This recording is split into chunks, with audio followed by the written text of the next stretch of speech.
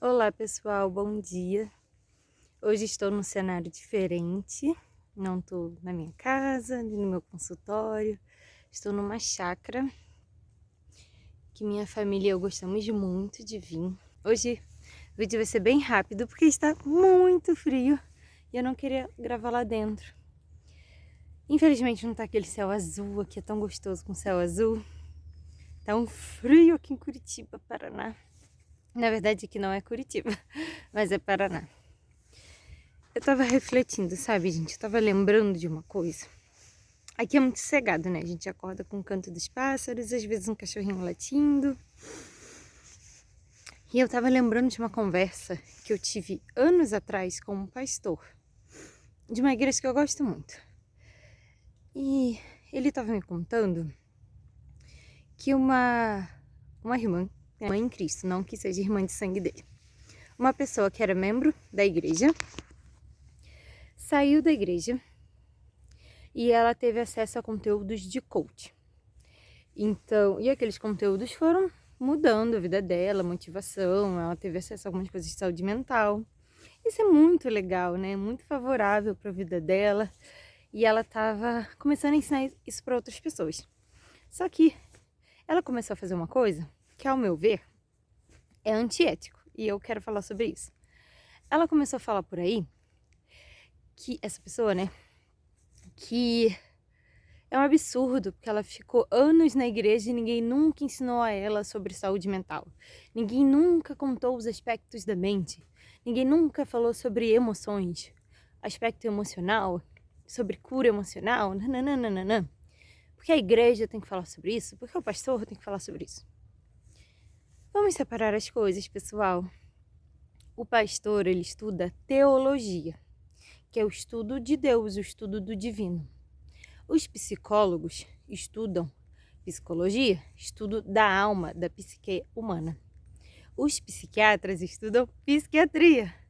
Vem um pouco também da alma, mas eles veem toda a estrutura biológica, toda a parte física do nosso corpo que interfere na nossa mente. Então, os neurotransmissores, os hormônios, a parte química, bioquímica do cérebro, do funcionamento do sistema nervoso central, autônomo. Então é um foco mais biológico, enquanto o nosso é um foco mais psicológico, das emoções, o que não aparece nos exames. Por exemplo, como que a gente descarta que uma causa é biológica para a gente se concentrar na psicológica? Primeiro a gente envia para o médico, um neurologista, um psiquiatra, e ele vai fazer exames de sangue. Se não acusar nada no sangue dessa pessoa, nos exames de imagem, na parte química, biológica, hormonais, aí, poxa, não tem causa biológica, então aí a gente considera a causa psicológica, tá bom? E a igreja não tá preocupada com isso, até porque não são profissionais da área da saúde. E mesmo os que, não, elas podem estar preocupadas, tá, gente? Mas não nesse nível que a gente, né, que é profissional de saúde mental fica. E até os pastores que, por um acaso, são formados em psicologia, em psicanálise, o que é muito favorável que seja, porque eles estão lidando com pessoas que têm alma e psique. Num púlpito de uma igreja, o foco de uma igreja evangélica, tá, gente? Que é o contexto que eu conheço, que eu posso falar com propriedade, porque eu tenho 31 anos e eu sou cristã desde sempre. O foco deles é Jesus Cristo. Então, a mensagem principal de uma igreja evangélica é contar sobre a história de Deus, a história de Jesus, da criação, da salvação, plano de vida para nós, plano de salvação, os evangelhos, a Bíblia, a doutrina, a fé, a esperança e o amor e tudo que vem lá, né? Os ensinamentos, falar sobre pecado, sobre coisas mais místicas, céu e inferno. Claro que os pastores estão preocupados com a saúde mental, mas eles têm limitações. Quando eles veem que o aspecto espiritual ajuda a pessoa, mas não está sendo suficiente, vamos pensar no caso de pessoas que são esquizofrênicas, no caso de pessoas que têm uma patologia de ansiedade, um transtorno de ansiedade generalizada, um transtorno obsessivo compulsivo, eles vão encaminhar para um médico ou para um psicólogo que é profissional na área. Se o pastor tiver essas duas formações, teologia, psicologia, medicina ou até psiquiatria, ele vai atender em contextos diferentes. Então, no púlpito ele vai falar sobre Jesus e talvez no consultório dele ele possa fazer o trabalho clínico dele. Mari, você é psicóloga, psicanalista e cristã. Na minha vida aqui, ó, meu canal no YouTube, eu que criei para falar sobre o que eu quero, gravar vídeo para quem quiser ver. Eu posso falar sobre psicologia, que eu tenho propriedade. Posso falar sobre Deus como uma pessoa, sobre Jesus Cristo, por experiência própria e pela minha interpretação da palavra de Deus, da Bíblia. Né? Eu não tenho formação teológica. Mas aqui eu posso falar. No meu consultório, que eu estou como psicóloga, contrato uma psicóloga, eu não posso falar da minha fé. Muito menos induzir minha fé a alguém, ou achar que minha fé é melhor. Isso eu não posso, de jeito nenhum. Da mesma forma, um pastor, quando está no púlpito, ele vai falar sobre Jesus Cristo, como Jesus Cristo salvou a vida dele, alcançou, ele pode alcançar todos nós. Ele vai pregar, explicar, dar ensinamentos. E ele não pode entrar em certos conteúdos de saúde mental. Claro, se for um congresso, uma palestra, um workshop específico disso, e ele vai falar a formação que ele tem para estar falando sobre isso. O que não podemos é sair de um lugar que abençoa muita gente, uma igreja que, nossa, abençoa muito a comunidade e a sociedade em volta onde está inserida, e ficar falando mal do pastor por não ensinar saúde mental. Ele não está ali para isso.